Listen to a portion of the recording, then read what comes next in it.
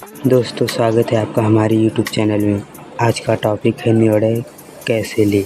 इससे पहले हम यह जानेंगे कि निर्णय क्यों लेना चाहिए। निर्णय एक ऐसा शब्द जो कमज़ोर को भी बलवान बना देता है। काम करना भी निर्णय का एक खेल है, क्योंकि बिना निर्णय के कुछ भी नहीं किया जा सकता है। निर्णय एक ऐसी चाबी है जिससे बड़े से बड़े लक्ष्य तोड़ा जा सकता है। आइए इसे हम एक माध्यम से समझते हैं कि निर्णय क्यों लेना चाहिए। क्या बिना निर्णय के काम नहीं हो सकता? सबसे पहले हम यह जानेंगे कि निर्णय क्यों लें, क्योंकि अगर हमारा वाई अर्थात क्यों क्लियर रहता है तो काम का पता चलता है। जैसा कि अगर हमें खाना खाना है तो सबसे पहले खाना क्यों खाना है, क्योंकि हमें भूख लगी है और हम स्वस्थ रहें इसलिए खाना खाना है। इसलिए कोई भी कार्य करें तो सबसे पहले क्यों अपने आप से ज़रूर पूछें। जैसा कि पैसा क्यों कमाना चाहिए, क्योंकि घरेलू खर्च, जेब खर्च आदि के लिए पैसा चाहिए, इसलिए पैसा कमाना ज़रूरी है। आइए देखते हैं इसे हमें क्यों निर्णय लेना चाहिए। हम अपने शरीर में रक्त की गति के लिए सांस लेते रहते हैं, लगभग वैसे ही हम अपने कर्म की गति को बनाए रखने के लिए निर्णय लेते रहते हैं। कुछ भी करने की शुरुआत हमारे द्वारा लिए गए किसी न किसी निर्णय से ही होती है। फिर भले ही हम निर्णय यही क्यों न हो कि मुझे कोई भी काम नहीं करना है।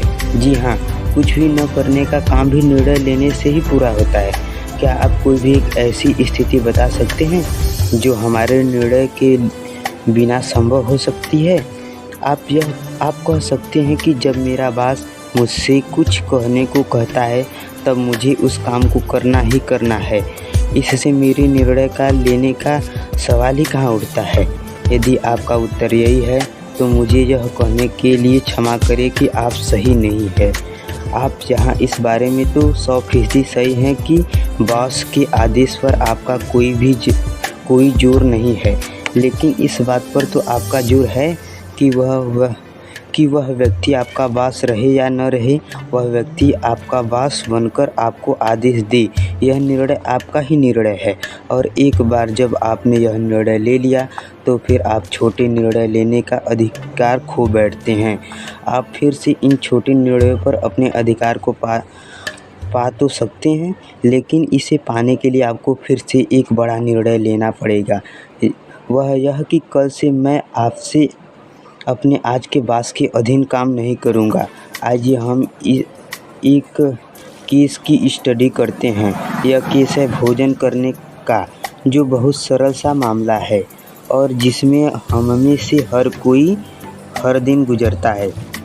मुझे खाना खाने की शुरुआत करने से पहले सर्वप्रथम तो यही निर्णय करना पड़ता है कि मैं भोजन करूं या नहीं।